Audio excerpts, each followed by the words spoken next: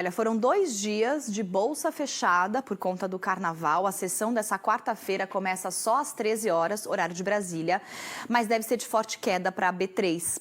Enquanto o Brasil estava no feriado, as bolsas lá fora registraram forte queda com a situação do coronavírus se agravando ao se espalhar pela Europa e os Estados Unidos, o que demonstra cada vez mais preocupação com o impacto das doenças no mercado. Vamos falar um pouquinho mais sobre o assunto. Eu convidei para essa conversa o estrategista-chefe da Eleven Financial, Adeodato Volpi Neto, que está comigo aqui no estúdio. Dato, bom dia para você. Bom dia, Fabiana. Dato, as ADRs brasileiras, as ações brasileiras negociadas nas bolsas do exterior caíram muito nesses últimos dias. Isso causou um alvoroço, entre as pessoas que investem. E eu queria entender como é que você avalia esse momento, essa abertura de hoje às 13 horas. Qual é a expectativa? É de queda para hoje, Dato? Sem dúvida, mas a abertura ou o comportamento no início do pregão de hoje é aquilo que a gente chama de um ajuste técnico. Essa queda já aconteceu.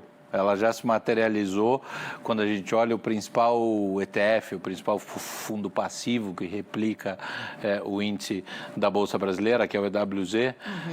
Essa queda chegou a ultrapassar os 10%. Tem variação cambial nisso, então a gente imagina que o pregão comece com um fluxo vendedor muito grande e uma correção, um ajuste de queda muito agudo. O que houve tanto nas bolsas lá fora quanto o que tende a ser replicado aqui é um movimento de realização ou de proteção, até eu diria, de lucro, dado uma materialização da escalada do coronavírus, além daquilo que vinha se esperando, uma vez que a China foi, diga-se de passagem, altamente eficiente na contenção.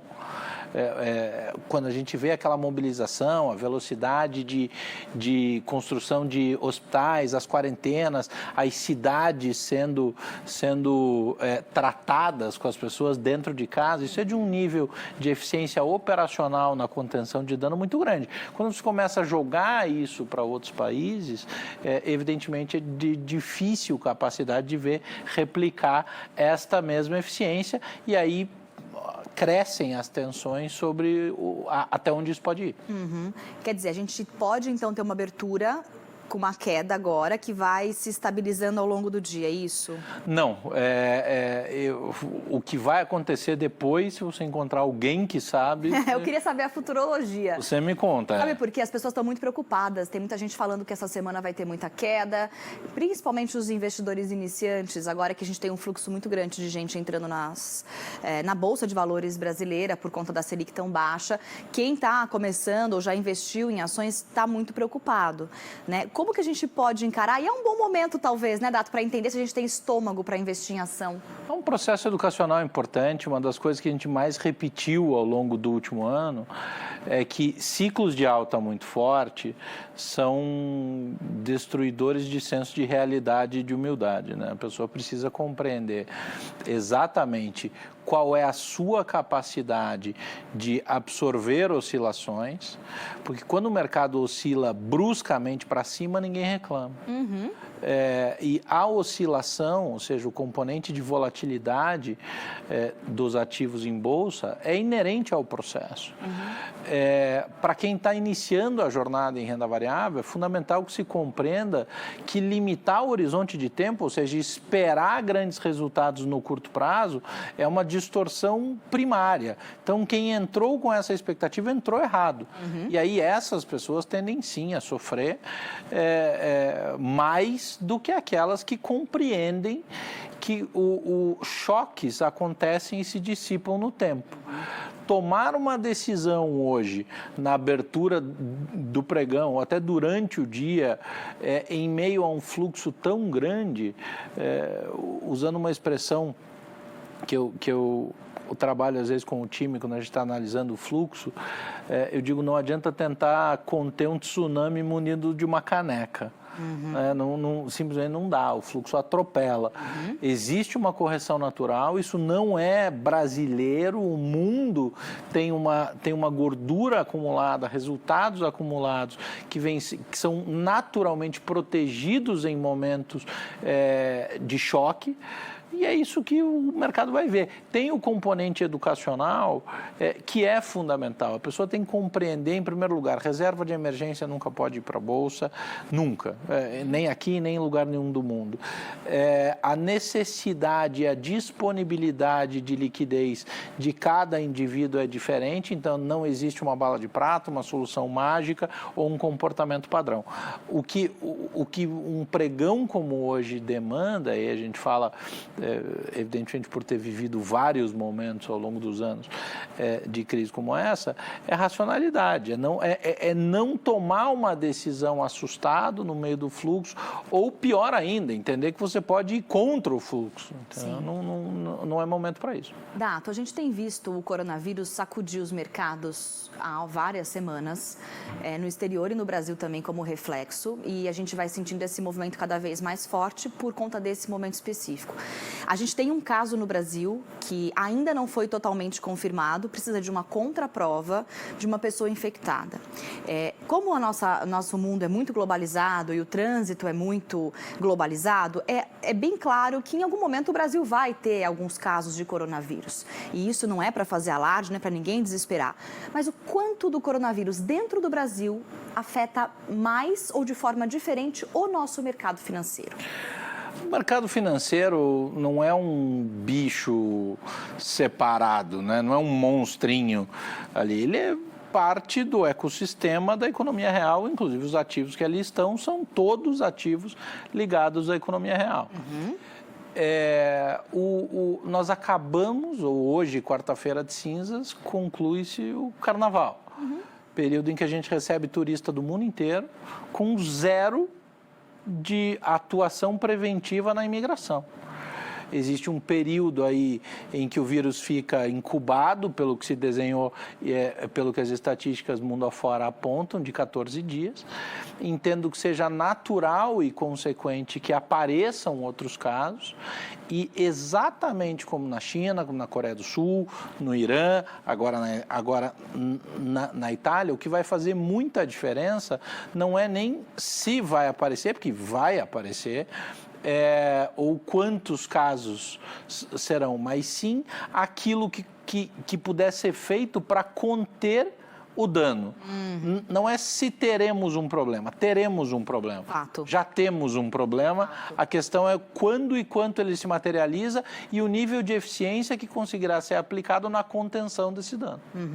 Quer dizer, a gente vai sentir esse efeito também no nosso mercado de uma forma, numa situação interna, fora o que afeta os mercados exteriores aqui, essas especulações todas. A gente já sente, existe uma questão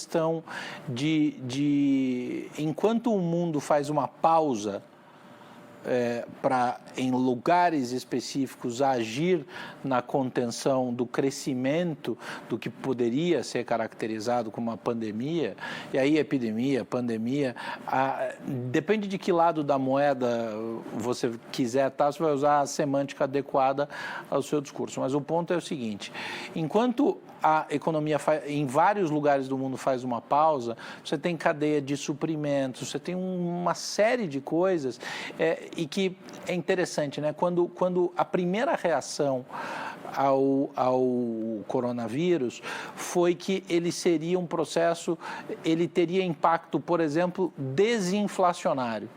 Porque ele era na China, então a China, todo o mundo depende da demanda e da atividade chinesa. Se você tem uma retração na atividade chinesa, você tem menos demanda, os preços devem cair. Aí a coisa continua crescendo e a gente começa a olhar que pode impactar a cadeia de suprimento. Então, o que era um choque de demanda pode virar um choque de oferta. E se virar um choque de oferta, você tem preço subindo. Então, ao invés de ser desinflacionário, ele passa a ser inflacionário. Ou seja, a grande verdade é que muito pouco se sabe de para onde vai estruturalmente.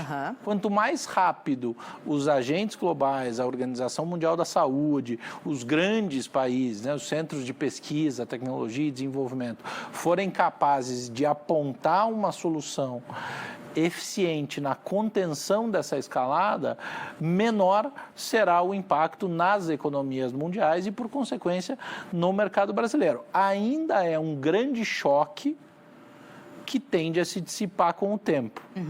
Agora, a cada dia que passa, o choque fica maior e a inércia para se voltar maior. Imagina que a economia global é um grande transatlântico, daí você vem e freia ele numa velocidade muito brusca. Ele não volta a navegar na velocidade que ele estava antes, ele sai da inércia, tem que acelerar novamente. Então, este período inercial será maior e mais doído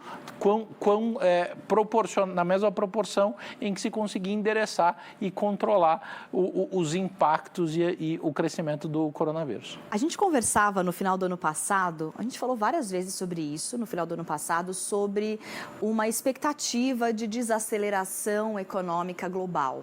Natural, por conta dos ciclos econômicos, a guerra comercial também impactando e outros fatores externos. Chegou agora o começo do ano, entra o coronavírus em cena, com essa freada brusca no transatlântico que você acaba de falar, né? Isso não estava no script. Né? A gente vai ter uma desaceleração global e uma queda no crescimento econômico fato para 2020 e isso atinge todo mundo, inclusive o Brasil, obviamente. O 2020 parece que está em setembro já. Nossa, porque eu tenho a mesma sensação. O ano começou sob a ótica geopolítica e da atividade, com o ataque norte-americano ao Irã, o assassinato do Qassem Soleimani, crescimento das tensões no Oriente Médio, de repente veio o coronavírus e tudo isso. Se o coronavírus conseguir ser contido como um choque, efetivamente, o que acontece?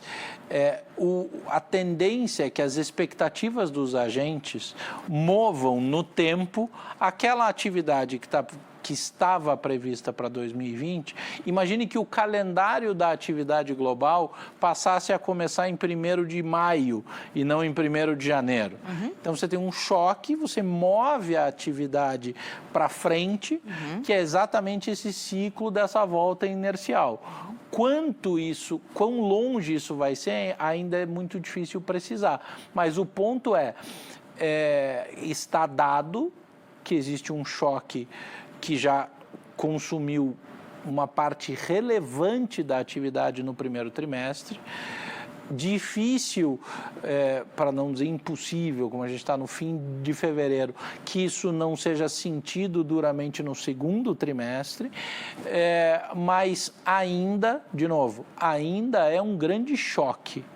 A gente ainda não tem... Existem, sim, eu já dividi aqui várias vezes, eu não sou daqueles que defendem bancos centrais com superpoderes, mas a realidade fática é que os pacotes de estímulos capitaneados pelos bancos centrais surtem em diversos momentos efeitos de estímulo em atividade econômica em grandes mercados. Então, pacotes de estímulo muito robustos, por exemplo, nos Estados Unidos, que tem um espaço de taxa de juros importante, com a China, que pode fazer isso tanto fiscal quanto via juro, tendem a aumentar a velocidade da dissipação desse choque ao longo do segundo semestre. Para isso, toda essa história tem que estar contida. Quer dizer, não tem previsão disso acontecer. Isso que você está falando, dessa intervenção, não tem uma previsão em calendário, por exemplo? Não, e assim,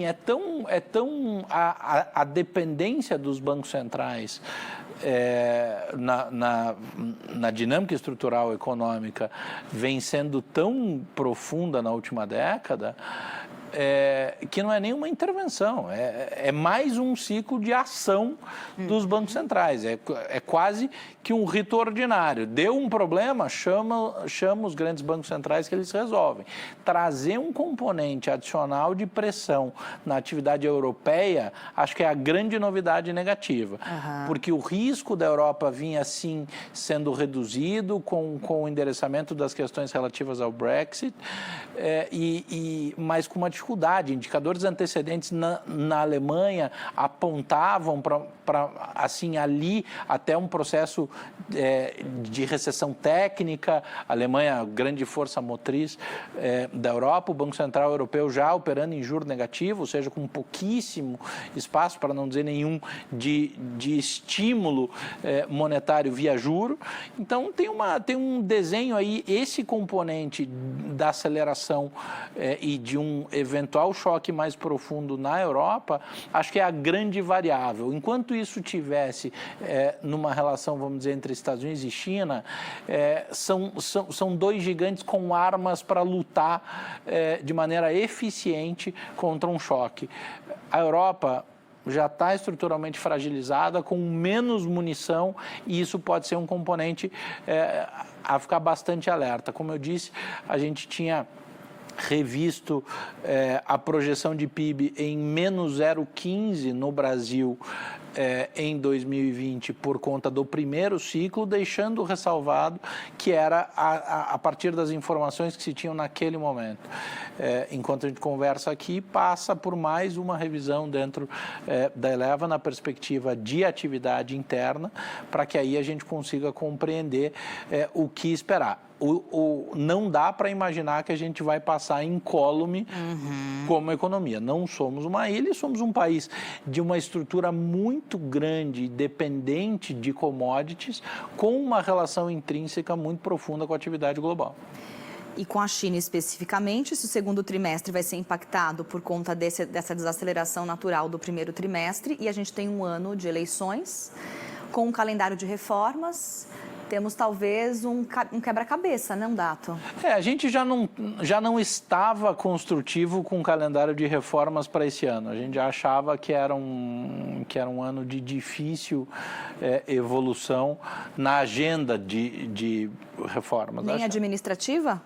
A administrativa é aquela que a gente apontava alguma chance de aprovação. Administrativa e tributária são duas questões de altíssima sensibilidade. Dado o calendário, dado o programa, dada a necessidade de apoio financeiro aos estados, endereçar as questões tributárias nesse momento é muito sensível.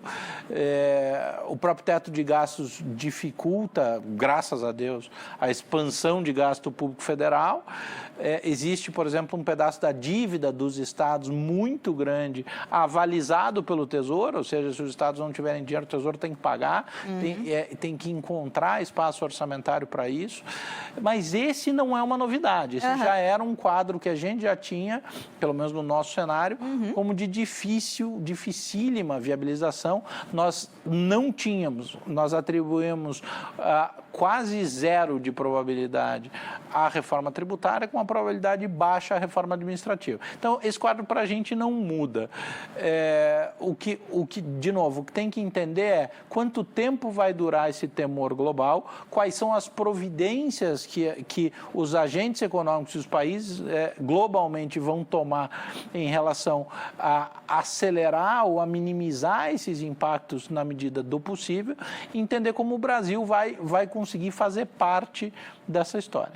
Bom, é o que a gente vai seguir acompanhando. Muito bom conversar com o Adeodato Volpi Neto, estrategista-chefe da Eleven Financial. Dato, obrigada mais uma vez. Um prazer estar aqui, obrigado. E a gente, claro, vai acompanhando. Lembrando que o mercado hoje abre às 13 horas, horário de Brasília. A gente segue com as notícias aqui no Band News.